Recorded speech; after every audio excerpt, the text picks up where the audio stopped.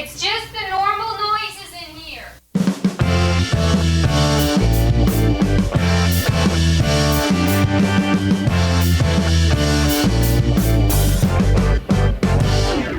This is Polyphonic Press, the podcast where two music fans pick a classic album completely at random.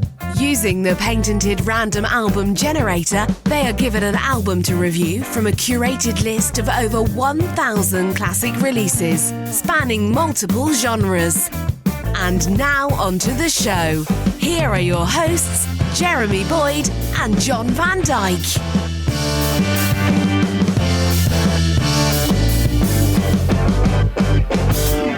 Hey, welcome to Polyphonic Press. I'm Jeremy Boyd. And I'm John Van Dyke. And let's not waste any time. We've got the patented random album generator right in front of us here. So let's hit the button and see what album we're going to be listening to this week.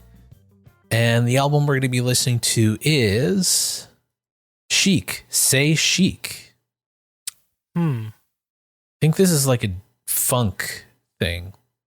Funk thing or disco thing, I think. Funk or disco. Yeah, it's Nile Rodgers band. Okay. So this is what it says on allmusic.com. It says, released in 1978, just as disco began to peak, Say Chic and its pair of dance floor anthems, Le Freak and I Want Your Love, put Chic at the top of the dizzying peak. The right album at the right time. Say Chic is essentially a rehash of Chic, the group's so-so self-titled debut from a year earlier. The first album also boasted a pair of floor-filling anthems, Dance, Dance, Dance, and Everybody Dance, and like Say Chic, it filled itself out with a mix of disco and ballads. So essentially, Say Chic does everything its predecessor did, except it does so masterfully. Each side similarly gets its timeless floor filler, Le Freak and I Want Your Love. Quiet Storm Come Down, Savoir Faire, and At Last I Am Free, feel-good album track Happy Man, and Sometimes You Win, and moody album cappers Chic Cheer, and Funny Bone. Producers Bernard Edwards and Nile Rodgers were quite a savvy pair and knew that disco was as much a formula as anything. As evidenced here, they definitely had their fingers on the pulse of the movement and used their perceptive touch to craft one of the few truly great disco albums. In fact, you could even argue that Say Chic very well may be the definitive disco album. After all, countless artists scored dance floor hits, but few could deliver an album this solid. And nearly as few could deliver one this epochal as well. Say Chic embodies everything wonderful and excessive about disco at its pixelated peak. It's anything but subtle with its at the disco dance floor mania and after the disco bedroom balladry, and Edwards and Rodgers are anything but whimsical with their disco ballad, disco album sequencing, and pseudo jet set Euro poshness. Chic would follow Say Chic with Good Times, the group's crowning achievement, but never again would Edwards and Rodgers assemble an album as perfectly calculated as Say Chic. Okay, so this album was released on August 11th, 1978. The genres are disco and R&B, and came out on Atlantic Records and produced by Nile Rodgers and Bernard Edwards. And there are 8 songs on the album, and is divided pretty evenly between side 1 and side 2, 4 and 4. So what we like to do is, we like to pause halfway through at the halfway point after side 1 and discuss the album at the midway point. So if you're listening along, which we encourage you to do, and we've linked the album in the show notes so you can listen to it on your preferred streaming service. Side 1 starts with Chic Cheer and ends with Happy Man. So if you want to stop it there and while you're listening along. And so without further ado, here is the first song on the album called Chic Cheer. Here we go.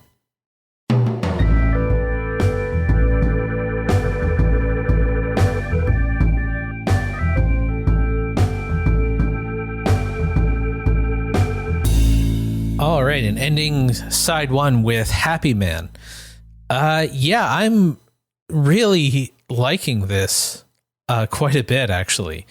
I never thought I would enjoy disco, but I'm actually really, really liking it. Well, this is definitely, it seems a little bit more like subdued than a lot of disco was at the time, but it still has that, sort of a corporate funk sort of a feel to it and something. So it's sort of like, it's definitely in that vein, but that's not really to denigrate it or anything like that, because actually some of the stuff is actually really cool. That last song, the bass line on that last song was the bass line, incredible. I mean, both funk and disco, but yeah, in particular, wouldn't be that without the bass line. So no, exactly. And I always like that vintage sort of bass tone, that sort of deeper tone to the bass. And I didn't realize why like newer bass didn't really sound like that. And I didn't know this up until fairly recently, is that up until like the late 1970s, the only type of strings you could get for bass were flat wound strings. And they didn't have the round wound strings for bass until very late 70s. So, and if you like the flat wound strings give you a deeper sort of darker tone, where the round wound strings give you that brighter tone, which, can be good depending on, the genre and the application. But, I always preferred the sort of darker, sort of flat wound sort of tone. So do I. And I like a hollow body bass with a flat wound string on it. I think they sound amazing. Some people think they sound thuddy and woody, but I like that. I think that's cool. Yeah. And for disco, that's the other thing, just as a sidebar, is that the Sly and the Family Stone song, "Thank You for Letting Me Be Myself Again," was the first song to feature slap bass. And I didn't realize, it's like, why does that slap bass sound so different than and it's because of he's using the flat wound strings. But I've always liked that tone on the bass. And but yeah, this whole album is really not the first half anyway, is really interesting. I liked the instrumental Savoir Faire. There was some really great guitar playing from Nile Rodgers on that. I was not expecting to hear that was almost like jazz. I wasn't expecting to hear anything like that on this. It was sort of a smooth jazz, but yeah, it was, I'm trying to say it nicely, but I don't know how to say it nicely sometimes. Just say it. Just say it. It's okay. That's the one song that like, I didn't dislike it, but it definitely had more of like a corporate sound to it to me. I know what you mean. It sounds like hold music when you're on customer service. A little bit. I know what you mean. I think that kind of music was modeled after this. That the corporate stuff didn't really, it wasn't corporate at the time. No, it wasn't. No, it definitely came about around this era, and then was throughout the 80s was very much a thing to endure when you're stuck on the phone.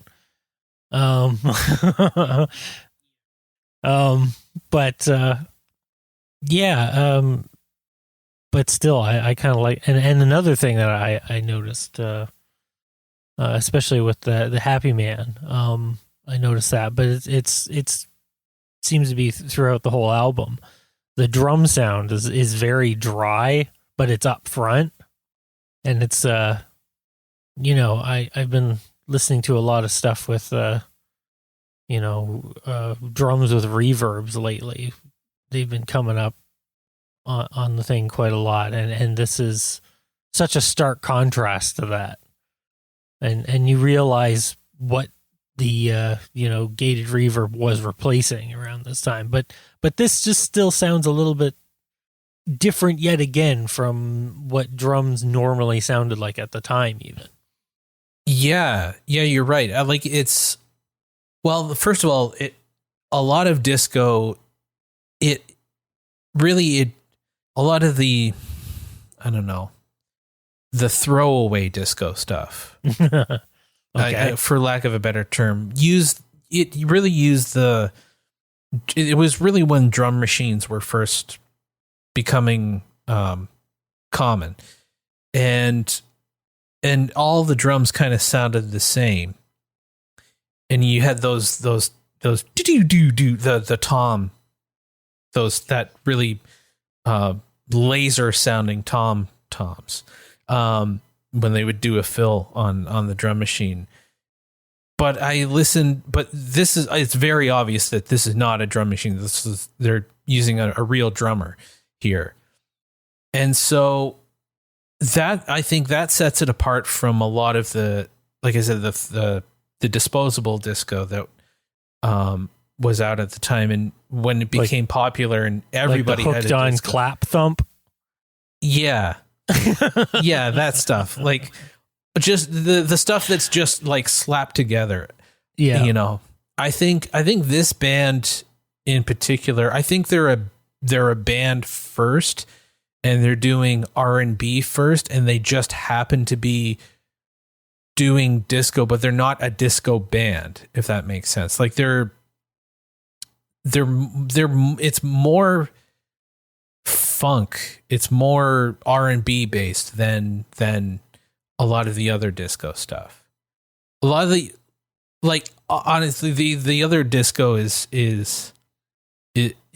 too white, and this is like, these are, this is an R&B band, a black R&B band that's doing disco, which is really where it started. And it's sort of Obviously. an offshoot of funk and R&B. And then, the white people got a hold of it and realized how much money they can make, and then everything was disco by 1979. And then very suddenly it wasn't. Yeah. And there's I didn't realize, but the whole disco sucks thing and anti-disco, it does have some very racist and homophobic sort of undertones to it. Yes, I did know that. I mean, a lot of people hated it just because of the music, but a lot of the attitudes that came about around that time were also, very problematic. It's true. And ultimately it's just the music of the clubs. I mean, that's what it was. It's it had evolved into, this was around the time, I don't know. I mean, I guess, clubs or I mean, you think back to even like the big bands or even the Waltz or anything like that. You go as far back, there's been music specifically oriented for dancing and stuff like that. But it seems that in the rock and roll era, it became, I guess, sort of like a live band sort of oriented music in a lot of ways. You could definitely dance to it, but that seemed to be almost like a secondary side effect of it. Unless you're like, come on, everybody, let's do the twist and stuff like that. I mean, there's always, exceptions to the rule and stuff like that. But disco seemed to be bringing back a sort of a music that was basically geared to the club again, to the dance club. And I think it was like the first time, at least in a little while, since probably the big band era. But usually at clubs like that, again, I guess it's sort of like the beginning of the DJ in a lot of ways. Yeah. Well, I think they both Well, yeah, I guess hip hop really sort of began the whole DJ thing. And, But I mean, like, as far as having like someone in a club sort of playing music, not necessarily being like an MC or a DJ and mixing stuff like that. That sort of came a little bit later, where they're getting a little bit more experimental with the records that they own, which is kind of cool. Yeah, no, I know what you mean. And since the disco era, the club trend never really went away. Like the sort of like the idea of playing pre-recorded music in a club, it's stayed ever since the disco era, I guess. Yeah. I never thought about that, but you're right. Yeah. Yeah, I think that put it a little better than what I was stumbling on my words trying to say. Is the idea of pre-recorded music in a club was sort of started with this, but like that's what I mean, is like this music was meant to be that. It was meant to be recorded and then played at a club. Yeah. I mean, you could hire Chic to play a disco, but that's not normally what happened. Right. Or you could just put on the record. Yeah, you're right. So the critical reception at the time, it kind of received mixed reviews from critics, but fans really enjoyed it. And but the actually Canadian newspaper, the Globe and Mail, deemed Say Chic a sleekly elegant variation of disco. But the Los Angeles Times opined that aside from Le Freak, the album consists of pedestrian disco pieces and plodding R&B ballads. Sort of depends. I think, would you say it was the Globe and Mail that said it was? No, that was the Los Angeles Times that said the album consists of pedestrian disco pieces and plodding R&B I know, but ballads. who is the other one? That was the Los Angeles Times, and then the Globe and Mail deemed Say Chic a sleekly elegant variation of disco. Yeah, that's what I meant. Yeah. And I think they're a little bit more correct. I would agree. Yeah, I think that's that was actually really well put. I guess if it's not your thing, you might agree more with Los Angeles Times, but I don't know. I would say there's a certain elegance to it. If a little bit corporate, there's a definite elegance to it. It's not meant to be too disposable. Yeah. Yeah. Yeah, exactly. It's trendy, but it's not a novelty record. Like something like Disco Duck is, or something like that. Oh my God. My dad had to play that in clubs. He hated it. The whole band hated it. Yeah. So I would too. Yep. So I did manage to find a few facts about the album. So there are actually two different versions of the album. The European version is called Très Chic, and it features two extra songs, one at the end of each side. One called Dance, Dance, Dance, and Everybody Dance. Not sure why there's a different... It didn't really say why there's a different European version of the album. Yeah, I don't know. And Seems a little unnecessary. Instead of calling it Say Chic, it was like, well, that will confuse the French or something. Yeah. So let's call it Très Chic, which is, I guess, more proper or something. I suppose. I don't know. Yeah. And the song "The Freak" was written in response to long lines at Studio 54, which is probably the most well-known disco club, right, in New York City. After being refused entry, they wrote the song. So they were standing in line, and Studio 54 is notorious for, or they were, for having very long lines. And the story of when they wrote it is another disco singer named Grace Jones invited Nile Rodgers and I forget the bass player's name. What's his name?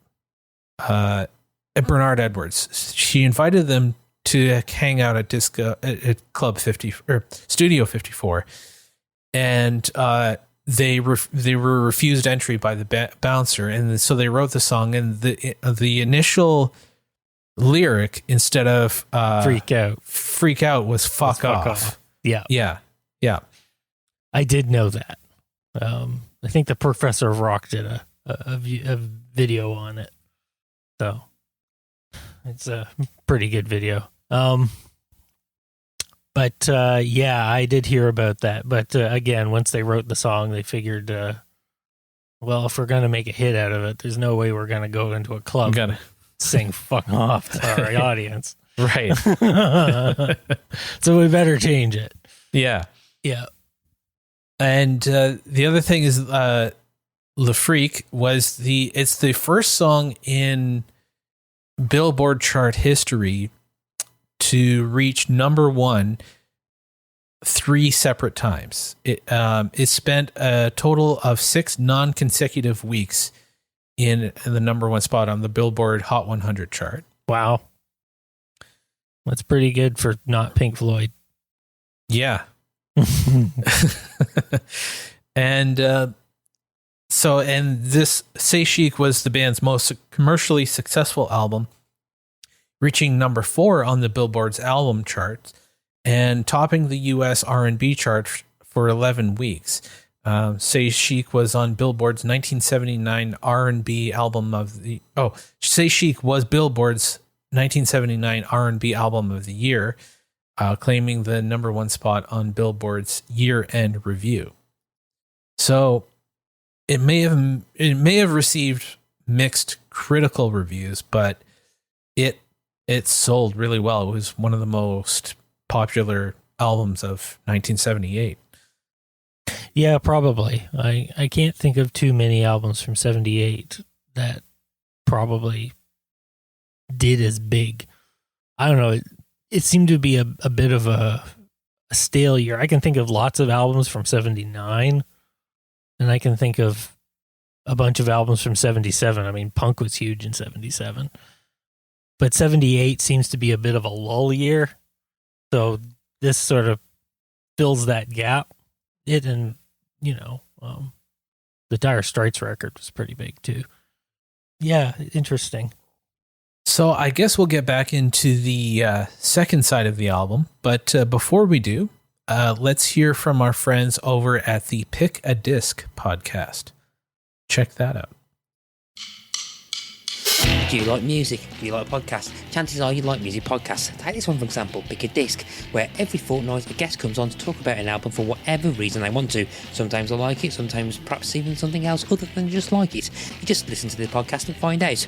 We talk about the album, we talk about the songs, we talk about the artists, we talk about tangent things that are slightly related, and sometimes we deviate off tangents. But don't worry, we always bring it back in the end. But you can find us on all your social medias and all the podcast apps for searching for Pick a Disc. You can also find us on the part of the Weedig Podcast Network under Linktree/Weedig Podcasts. And until then, happy listening to all those discs that you are picking. Goodbye. We'll now take a few seconds before we begin side 2. Thank you. Here's side 2. Okay, and ending the album with Funny Bone. Yeah, I thought this was a pretty solid album overall. One thing I did notice is there wasn't a whole lot of vocals.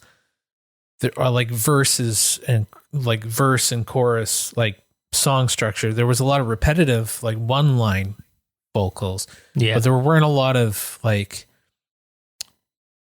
songs with verses, I suppose. Yeah, I know what you mean. Just nothing was really written that way. And I think that was intentional. For sort of the style that they were going for. I mean, this is mostly made for the club, to keep people on the dance floor. And, you kind of need that sort of repetitive thing to to do that with. Yeah, I suppose my frame of reference for disco, and I didn't realize this until now, really is like the Bee Gees sort of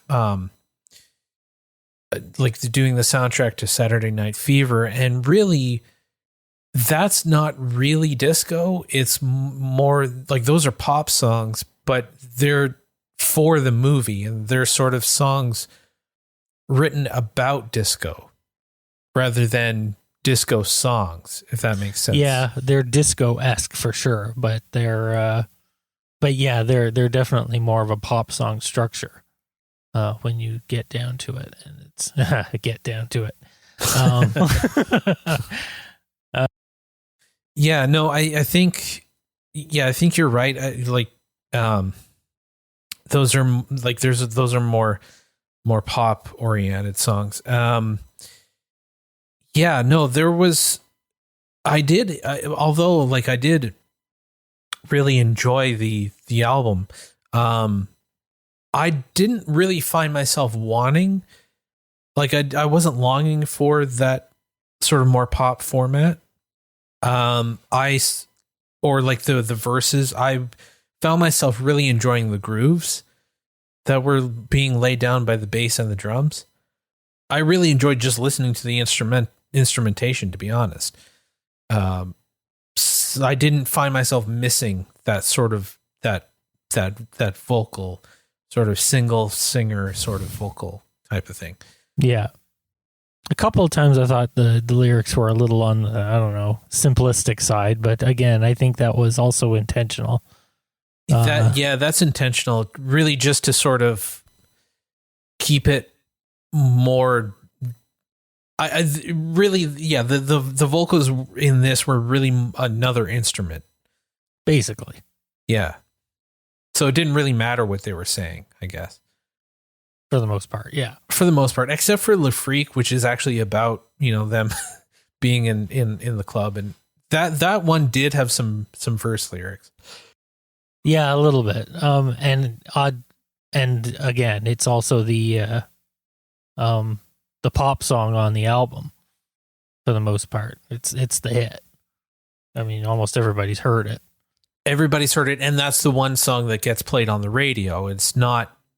And that's a good example of a song that can be listened to on the radio and enjoyed that way. And it also works in a club, and, you can just dance to it. It works on different levels. Yeah. Obviously the single version was shorter than the album version, I would imagine. I would think so. Yeah. 'Cause 5.5 minutes is pretty, well, maybe not now, but it was back then a pretty long song to be played on the radio, on pop radio, for sure. So this is an interesting question then. So what would be your 3 highlights of the album? I gotta go with the songs that probably have the best bassline stuff, like the Le Freak, Happy Man, and that last one, Funny Bone. I think are probably my favorites because they got the groove going. They got that groove. Yeah. Yeah. It's hard to not pick those 3. I think those would be my 3 too. Like those ones, just that bass line, and it's not just the bass playing is obviously amazing, but it's that tone, that deep sort of thumping tone that just, gets right in there, I would absolutely pick those 3. So then that brings us to the question is, would you listen to this again?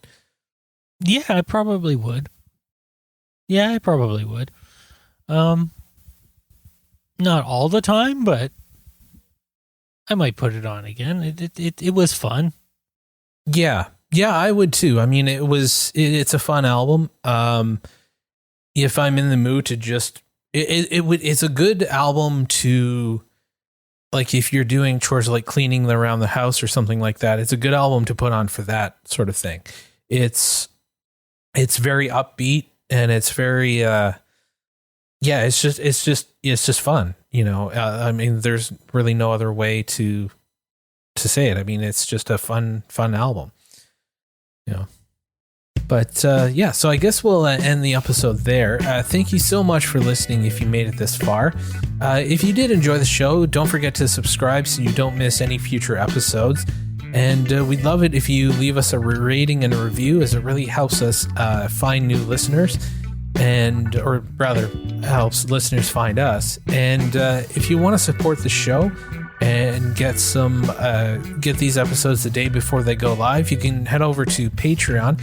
Go to patreon.com/polyphonicpress. Your support really makes a huge difference. And you can also check out the website to get all the updates and everything, and listen to all the past episodes. It's polyphonicpress.com. And I think that just about does it. I'm Jeremy Boyd. I'm John Van Dyke. Take it easy.